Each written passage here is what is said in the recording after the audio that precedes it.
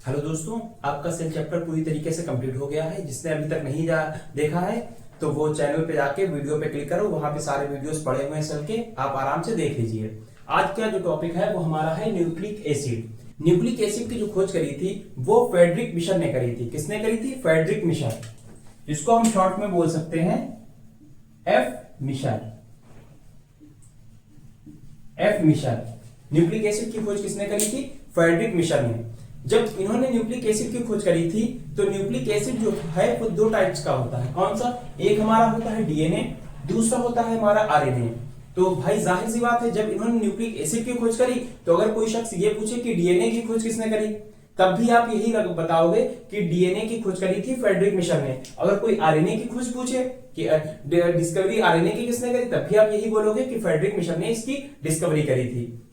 लेकिन जो क्वेश्चन बनता है वो ये बहुत दफा देखा गया है, क्वेश्चन पूछ लिया जाता है कि जो हमारा न्यूक्लिक एसिड है डीएनए आरएनए, ये न्यूक्लियस में पाया जाता है। क्योंकि आपको पता है ये हमारी सेल है और सेल के अंदर न्यूक्लियस होता है, इसके अंदर ही हमारा डीएनए आरएनए यानी कि क्रोमोसोम्स होते हैं।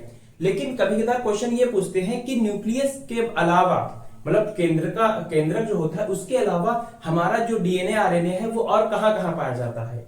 तो आप याद रखिएगा, फर्स्ट नंबर पे तो यही आता है कि न्यूक्लियस में पाया जाता है। सेकेंड नंबर पे हमारा आता है कि ये माइटोकॉन्ड्रिया में पाया जाता है। माइटोकॉन्ड्रिया के बारे में हमने डिटेल में आप चर्चा करी थी सेल वाले चैप्टर में। यहाँ पे हम सिर्फ नाम बता रहे कि दूसरा किसमें पाया जाता है? माइटोकॉन्ड्रिया में। तीसरा जो हमारा प्लांट का क्लोरोप्लास्ट होता है उसमें पाया जाता है। यानी ये कह सकते हो टोटल जो हमारा आरएनए डीएनए है वो कहां कहां पाया जाता है? वो तीन जगह पाया जाता है। फर्स्ट हमारा आ जाता है न्यूक्लियस, सेकंड आ जाता है माइटोकॉन्ड्रिया और थर्ड आ जाता है हमारा क्लोरोप्लास्ट। क्लियर? अब हम बात कर लेते हैं जो हमारा ये न्यूक्लियस है, इसके अंदर जो हम देखते हैं तो हमको डीएनए नहीं दिखाई देता है। इसके अंदर हमको ये एक्स नुमा स्ट्रक्चर दिखाई देता है इस तरीके से। ये पेयर में ही होते हैं तो हमने इन्हें पेयर में ही बनाया, एक ये हो गया और एक ये हो गया। और इनकी जो संख्या होती है, जो मतलब कह सकते हैं इनका नंबर होता है वो 46 होता है। कितना होता है? 46। लेकिन अगर हम पेयर की बात करें, क्योंकि हमने यहाँ पे जोड़े में बनाया है, तो इनको जोड़े में भी लिखा जाता है। जोड़े में कितने आते हैं? ये 46 के अगर आधे कर दो तो ये आते हैं 23। यानी ये कह सकते हो हमारी बॉडी में अनलिमिटेड, मतलब कह सकते हो सेल्स हैं, क्योंकि पूरी बॉडी सेल से मिलकर बनी हुई है। हमने पहले ही बताया सेल कितनी माइक्रोस्कोपिक होती है, जो हमें दिखाई तक नहीं देती हैं। अब मान लो कि हमारी पूरी बॉडी में सेल्स ही हैं, क्योंकि पूरी बॉडी सेल से बनी है और उन सभी सेल के अंदर हमारा न्यूक्लियस पाया जाता है। तो अगर हम किसी भी सेल को निकालते हैं, उसके अंदर खोलते हैं तो हमको न्यूक्लियस मिलता है। न्यूक्लियस को जब खोलते हैं तो हमको इस तरीके से 23 या फिर कह सकते हो 46 हमको क्रोमोसोम्स दिखाई देते हैं। अब इन क्रोमोसोम्स को देखने के बाद एक साइंटिस्ट आए, इन्होंने इन क्रोमोसोम की जो टांग थी पकड़ के इसको खींच दिया। तो खींचने के बाद जो हमें लच्छीनुमा स्ट्रक्चर मिला, इसको हमने बोला डीएनए। यानी कि जो हमारा क्रोमोसोम था इसकी हमने ये टांग पकड़ी और इसको इस तरीके से खींचा। खींचने के बाद जो हमें लच्छीनुमा स्ट्रक्चर मिला उसे हमने नाम दे दिया डीएनए। फिर उसके बाद जॉनसन नाम के एक वैज्ञानिक आए, उन्होंने इस डीएनए को भी पकड़ के इस तरीके से खींच दिया। खींचने के बाद इसको पकड़ के लंबा कर दिया। करने के बाद तो हमें ये इस तरीके का स्ट्रक्चर मिला, जिसको हमने नाम दे दिया जीन। तो क्वेश्चन ये पूछते हैं कि जीन की खोज किसने करी? तो ध्यान रखना, जॉनसन ने इसे खींचा, यानी कि जॉनसन ही इसके मतलब खोज करता है। तो आप ध्यान रखिएगा कि जीन की खोज किसने करी? जॉनसन ने करी। नाम मिलते जुलते हैं, जॉनसन जीन आराम से आता है कि कोई दिक्कत नहीं। फिर लोगों ने देखा अरे इसके अंदर भी कुछ दिखाई दे रहा है, देखा इस तरीके के अंदर कुछ स्ट्रक्चर है, तो इसको नाम दे दिया गया न्यूक्लियोटाइड। न्यूक्लियोटाइड की हम अभी आगे बात करते हैं। आप पहले ये अच्छा समझ लीजिए कि जीन को अगर समेटेंगे तो डीएनए आएगा, डीएनए को समेटेंगे तो हमारा क्रोमोसोम आ जाएगा। क्लियर? और ये क्रोमोसोम ही हमें न्यूक्लियस के अंदर एक्स नुमा स्ट्रक्चर दिखाई देते हैं, जिनका जो नंबर होता है वो 46 होता है। ये मानव में बात कर रहे हैं, मतलब मनुष्य की, ह्यूमन बीइंग की बात कर रहे हैं कि 46 पाए जाते हैं। आप ये ना समझना कुत्ता बिल्ली शेर सब में 46 पाए जाते हैं। जितनी भी मतलब कह सकते हो स्पीशीज रहती हैं, जितनी भी प्रजाति हैं, उनमें नंबर ऑफ क्रोमोसोम्स उन स्पीशीज के अपने मतलब स्पेसिफिक ही होते हैं। जैसे ह्यूमन बीइंग्स की बात कर रहे हैं तो उनके अंदर 46 क्रोमोसोम पाए जाते हैं। अब आपको अच्छे से ये चीज समझ में आ गई होगी कि हमारा डीएनए, जीन क्या होता है, डीएनए क्या होता है, क्रोमोसोम क्या होता है। लेकिन अब हम बात कर लेते हैं डीएनए होता ही क्या है, डीएनए हम क्यों पढ़ रहे हैं। तो डीएनए आप अच्छे से ध्यान रखिए, डीएनए जो हमारा है इसको हम जेनेटिक मटेरियल बोलते हैं।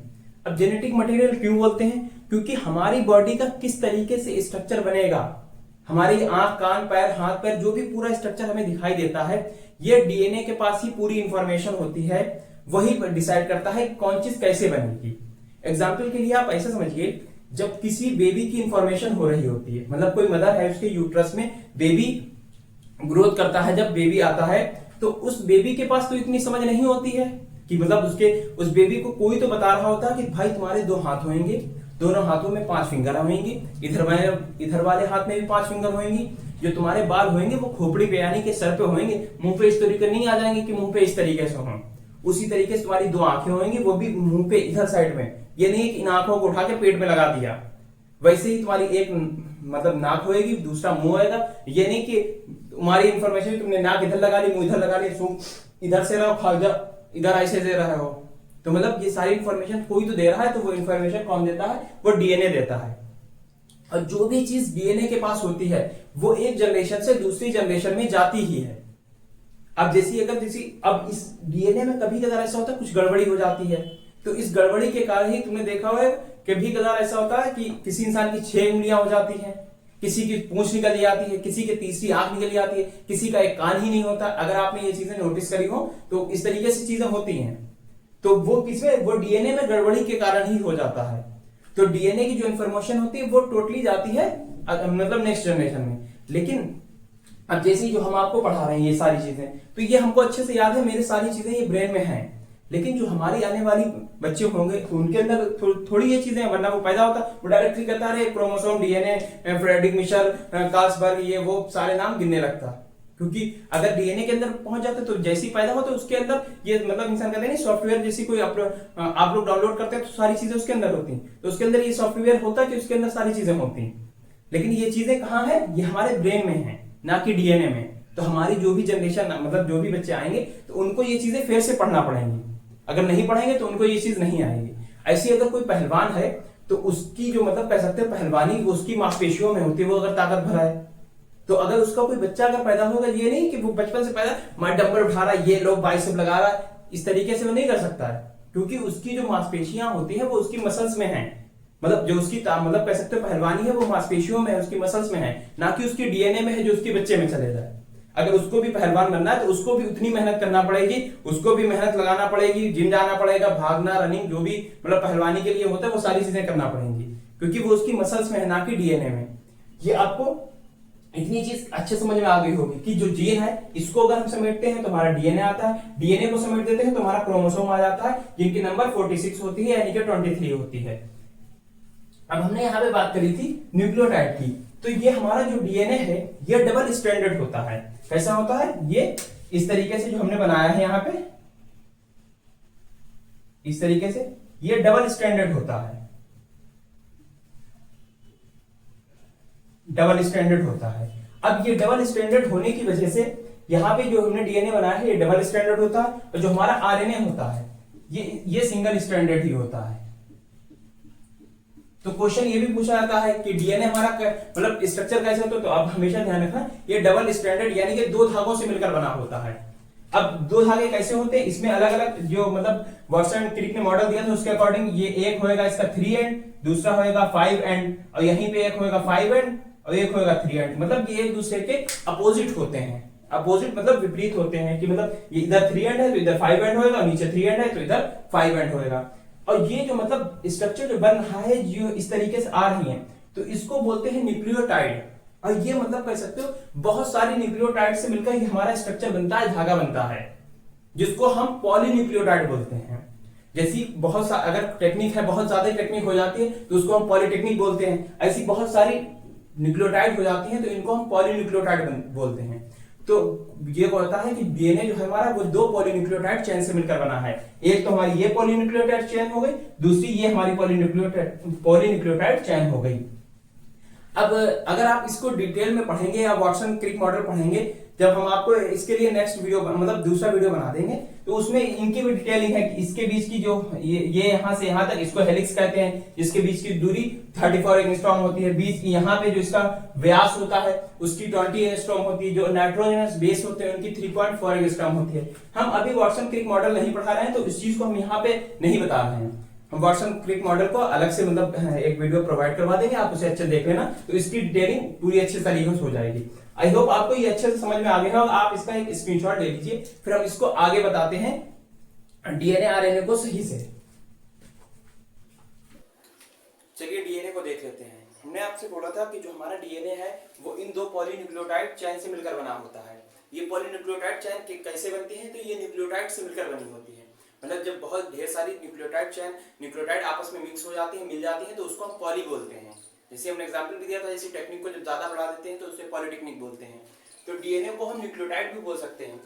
डीएनए के जो मेन कंपोनेंट होते हैं वो दो कंपोनेंट होते हैं। कौन कौन से? इसको एक न्यूक्लियोसाइड कहते हैं, दूसरा फॉस्फेट कहते हैं। फॉस्फेट का मतलब इसमें फॉस्फेट ग्रुप लगा होता है, जो मतलब फास्फोरस एलिमेंट इसमें पाया जाता है। अगर क्वेश्चन पूछा जाता है कि इसमें डीएनए में कौन सा तत्व यानी कि एलिमेंट होता है, तो ध्यान रखना फॉस्फेट यानी कि फास्फोरस पाया जाता है। फिर अगर तो न्यूक्लियोसाइड की बात करें तो न्यूक्लियोसाइड को दो पार्ट्स में डिवाइड करा गया है। एक हमारा शुगर कंपोनेंट आ जाता है, दूसरा आ जाता है नाइट्रोजनस बेस। तो नाइट्रोजनस बेस को बाद में पढ़ते हैं, पहले हम शुगर को देख लेते हैं। तो शुगर, डीएनए में कौन सी शुगर पाई जाती है? आपको पता है कि डीएनए में डी आता है, डीएनए, और आरएनए में आरएनए। तो इसमें जो हमारा डी है, मतलब अगर हम एनए हटा दें दोनों में से, क्योंकि एनए का मतलब होता है न्यूक्लिक एसिड, तो डी जो है ये शुगर को डिनोट करता है, यानी कि डीऑक्सीराइबोस शुगर। और आरएनए जो डिनोट करता है वो राइबोस शुगर को, यानी कि आरएनए में राइबोस शुगर होती है और डीएनए में डीऑक्सीराइबोस शुगर होती है। आप यहाँ पे एक चीज ये भी ध्यान रखिएगा, जितनी भी चीजें होती हैं अगर उनके लास्ट में ओज आ रहा है तो वो हमारी शुगर को ही डिनोट करते हैं। जैसे यहाँ डीऑक्सीराइबोस, आरएनए यानी कि राइबोस, ऐसी लैक्टोज, फ्रक्टोज जो फ्रूट वगैरह में होता है, लैक्टोज जो दूध में शुगर पाई जाती है, तो जिसमें ओज आता है वो हमारी शुगर को ही रिप्रेजेंट करती है। क्लियर? तो डीएनए मतलब इसमें डीएनए में डीऑक्सीराइबोस और आरएनए में राइबोस शुगर पाई जाती है। क्लियर? अब हम बात कर लेते हैं नाइट्रोजनस बेस की। तो नाइट्रोजनस बेस दो टाइप के होते हैं। कौन कौन से? एक हमारा होता है प्यूरिन, दूसरा होता है प्राइमिडीन। प्यूरिन में हमारा एडेनिन और ग्वानिन आता है, पायरिडीन में हमारा थायमिन और साइटोसिन आता है। अब इनको याद करने के लिए सबसे अच्छा तरीका यह है कि पायरिडीन बड़ा है, इसे लिखने में टाइम लगा, यानी कि इसका लिखने में भी ये बड़ा है, पढ़ने में ये बड़ा है। और अगर हम प्यूरिन की बात करें तो प्यूरिन छोटा है, यानी कि इसकी शॉर्ट फॉर्म है। तो आपने सुना होगा जो आजकल की मतलब महिलाएं होती हैं वो अपने मियाँ को क्या बुलाती हैं? एजी। तो ध्यान रखना, एजी मतलब ये शॉर्ट फॉर्म है किसकी? एजी, अबे गधा कहते नहीं, अबे गधा, सुन बे गधा, इस तरीके से। तो एजी ध्यान रखना, अबे गधा, यानी कि प्यूरिन छोटा है तो इसकी शॉर्ट फॉर्म क्या है? अबे गधा। और फिर इधर ध्यान रखना कि जो हमारा टीसी यानी कि थायमिन और साइटोसिन ये आ जाता है हमारा पायरिडीन में। ये आपस में जुड़े होते हैं तो वो हाइड्रोजन बॉन्ड के द्वारा जुड़े होते हैं। और हमेशा जो ए है वो हमेशा टी के साथ जुड़ेगा, जी है वो हमेशा सी के साथ जुड़ेगा। इसी वजह से हमने इन्हें आमने सामने लिख दिया है। याद करने के लिए सबसे अच्छे तरीके याद रखना, हमने यहाँ पे एक ट्रिक लिखी है, ये ध्यान रखना कि ए हमेशा टी के साथ, जी हमेशा सी के साथ। अब इनके बीच में जो हाइड्रोजन बॉन्ड है तो ए के साथ हमेशा आता है, ए जो टी से जुड़ता है तो उनके बीच में डबल बॉन्ड आता है, और जो जी है वो सी से जुड़ता है तो ये ट्रिपल बॉन्ड के द्वारा जुड़ता है। तो इसे भी याद कर, सबसे पहले दो बॉन्ड आएंगे, उसके बाद ही तो तीन आएंगे। तो एटी यानी कि डबल बॉन्ड, जीसी यानी कि ट्रिपल बॉन्ड। हमने यहाँ पे भी जो स्ट्रक्चर बनाया है इसमें दिखाया है कि ए हमेशा टी यानी कि थायमिन के साथ जुड़ेगा, जी हमेशा सी के साथ जुड़ेगा, ए हमेशा टी के साथ जुड़ेगा, जी हमेशा सी के साथ जुड़ेगा। इतना आपको अच्छे से क्लियर हो गया होगा।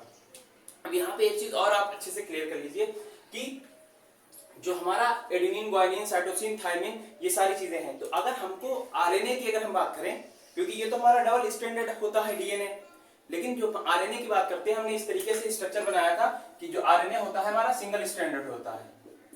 ये कैसा होता है? सिंगल स्ट्रैंडेड होता है। तो डीएनए से आरएनए बनाने के लिए हमें ज्यादा कुछ नहीं करना है।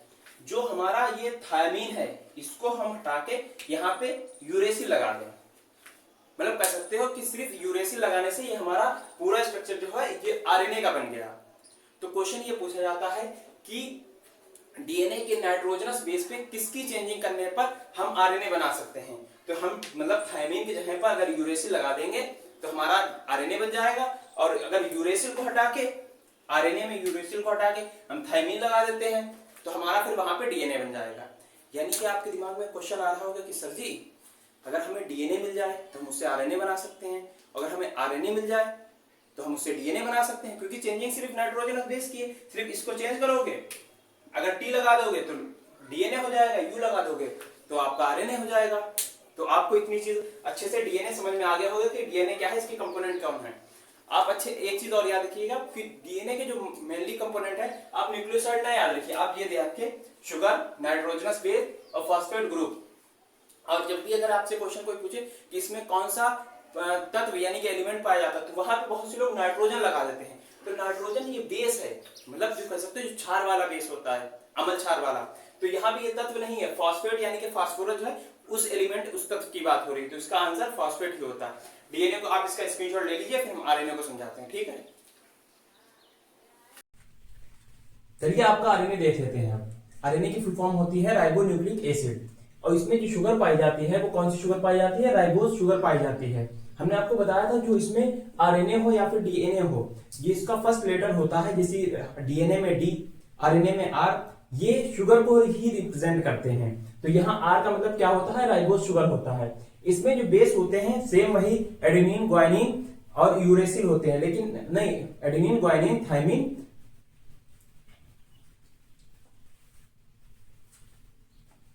चलिए अब आरएनए को देख लेते हैं। आरएनए की जो फुल फॉर्म होती है वो राइबो न्यूक्लिक एसिड होती है, और इसमें जो शुगर यानी कि शक्कर पाई जाती है उसको राइबोज शुगर कहते हैं। और इसमें जो बेस होते हैं, जो नाइट्रोजनस बेस हमने पढ़े थे डीएनए में, एजीटीसी यानी कि एडेनिन, ग्वानिन, साइटोसिन और थायमिन। इसमें कह सकते हो जो थायमिन होता है उसकी जगह पे यूरेसिल पाया जाता है, सिर्फ इतना ही डिफरेंस होता है, बाकी ये दोनों एक ही होते हैं। फिर हम बात कर लेते हैं इसकी संरचना, मतलब जो इसका स्ट्रक्चर होता है, डीएनए का डबल स्ट्रक्चर होता है, हमने आपको बना के दिखाया था, और इसका ये होता है ये एकल यानी कि सिंगल स्ट्रैंडेड होता है। फिर अगर इसकी हम कार्य की बात कर लें तो डीएनए का जो कार्य होता है वो प्रोटीन का बनाने का होता है। अब प्रोटीन कैसे बनता है, तो हमारा जो एक प्रोटीन है उसको बनाने के लिए 20 अमीनो एसिड की आवश्यकता होती है। उन 20 अमीनो एसिड से जो मतलब कह सकते हो 10 अमीनो एसिड्स होते हैं वो हमारी बॉडी के अंदर ही प्रेजेंट होते हैं, और 10 जो होते हैं वो हमको फूड से लेना पड़ते हैं, मतलब खाने से हमको मिलते हैं। तो जो हमारी बॉडी के अंदर मिलते हैं 10 अमीनो एसिड, ये हमने यहाँ पे लिखा, वो अनावश्यक होते हैं, मतलब वो नेसेसरी नहीं होते हैं नो।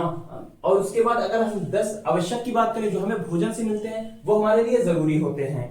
क्लियर, ये 10 मिलकर हमारे 20 अमीनो एसिड मिल जाते हैं, और ये 20 अमीनो एसिड मिलकर एक प्रोटीन का फॉर्मेशन करते हैं, मतलब एक प्रोटीन बनाते हैं। अब एक प्रोटीन का फॉर्मेशन कैसे होता है, तो हम देख लेते हैं टाइप्स ऑफ आरएनए को, उससे आपको ये चीज क्लियर हो जाएगी।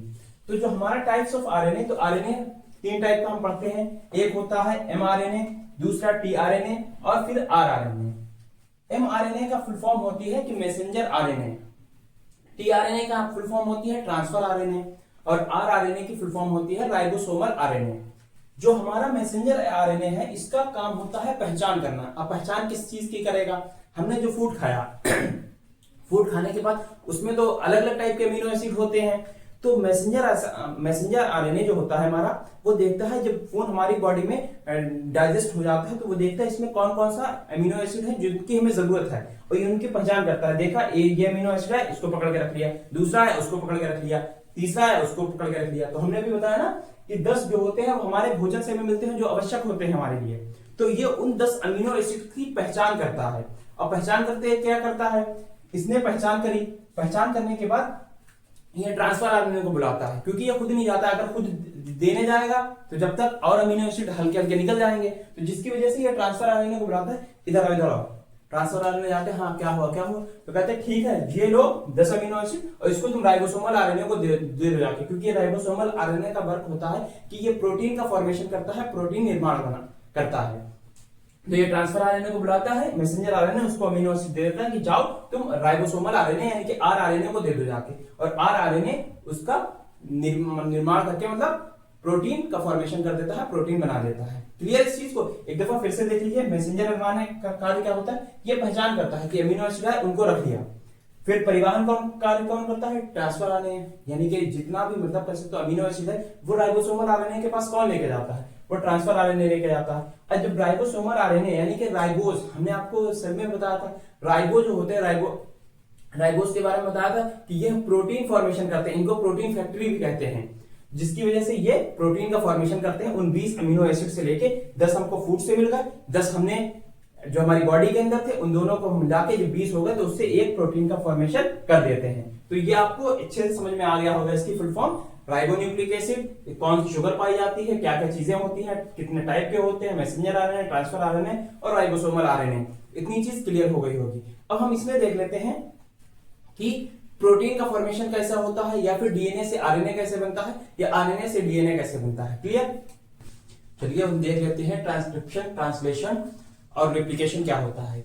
जब हम डीएनए से डीएनए को ही बना देते हैं, मतलब जब डीएनए से डीएनए बनता है तो हम उसको रेप्लिकेशन कहते हैं। इसका मतलब होता है डीएनए जब अपनी खुद की कॉपियां बनाने लगता है, रेप्लिकेट करके, मतलब सेल्फ रेप्लिकेट करके स्वयं की मतलब खुद की कॉपियां बनाता है, तो उसको हम क्या कहते हैं, रेप्लिकेशन कहते हैं। इसमें डीएनए से डीएनए ही बनता है।